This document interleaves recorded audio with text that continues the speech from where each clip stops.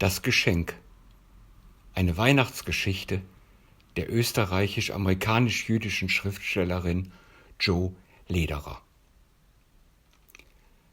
Einmal hatte ich eine Zeit lang in China gelebt und ich konnte mich nicht eingewöhnen. Im Herbst kam der Taifun und der Regen stand wie eine gläserne Wand vor den Fenstern. Ich hatte Heimweh nach Europa. Da war niemand, mit dem ich befreundet war. Ich kam mir ganz verloren vor in diesem Meer von fremden Gesichtern. Und dann kam Weihnachten. Ich wohnte bei Europäern, die chinesische Diener hatten. Der oberste von ihnen war der Koch, Tazefu, der große Herr der Küche. Er sprach gebrochen Deutsch und war der Dolmetscher zwischen mir und dem Zimmerkuli, dem Ofenkuli, dem Wäschekuli und was es da eben sonst noch an Dienerschaft im Hause gab. Am Heiligen Abend, und ich saß wieder einmal verheult in meinem Zimmer, überreichte mir Tazefu ein Geschenk. Es war eine chinesische Kupfermünze mit einem Loch in der Mitte, und durch das Loch waren viele bunte Wollfäden gezogen und dann zu einem Zopf zusammengeflochten. »Ein sehr altes Münze«, sagte der Koch feierlich. »Und die Wollfäden gehört auch dir. Wollfäden sind von mir und meiner Frau und Bruder von Kofferkuli. Von uns allen sind die Wollfäden.« Ich bedankte mich sehr.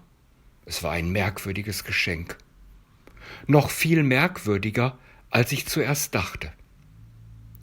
Denn als ich die Münze mit ihrem bunten Wollzopf einem Bekannten zeigte, der seit Jahrzehnten in China lebte, erklärte er mir, was es damit für eine Bewandtnis hatte. Jeder Wollfaden war eine Stunde des Glücks. Der Koch war zu seinen Freunden gegangen und hatte sie gefragt: »Willst du von dem Glück, das dir für dein Leben vorausbestimmt ist, eine Stunde des Glücks abtreten?« Und der Kofferkuli und der Zimmerkuli und ihre Verwandten hatten für mich, für die fremde Europäerin, einen Wollfaden gegeben, als Zeichen, dass sie mir von ihrem eigenen Glück eine Stunde des Glücks schenken. Es war ein großes Opfer, das sie brachten. Denn wenn sie auch bereit waren, auf eine Stunde ihres Glücks zu verzichten, es lag nicht in ihrer Macht zu bestimmen, welche Stunde aus ihrem Leben es sein würde. Das Schicksal würde entscheiden, ob sie die Glücksstunde abtraten, in denen ihnen ein reicher Verwandter sein Hab und Gut verschrieben hatte, oder ob es nur eine der vielen Stunden sein würde, in der sie glücklich beim Reiswein saßen. Ob sie die Glücksstunde wegschenkten, in der das Auto, das sie sonst überfahren hätte, noch rechtzeitig bremste, oder die Stunde, in der das junge Mädchen vermählt worden wäre. Blindlings und doch mit weit offenen Augen machten sie mir, der Fremden, einen Teil ihres Lebens zum Geschenk. Ich habe nie wieder ein Weihnachtsfest bekommen, das ich mit diesem hätte vergleichen lassen. Und die Münze mit dem bunten Wollzopf hat mich jahrelang begleitet. Ich habe sie nicht mehr.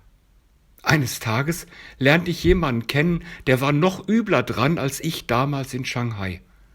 Und da habe ich einen Wollfaden genommen, ihn zu den anderen Fäden dazugeknüpft und ich habe die Münze weitergeschenkt.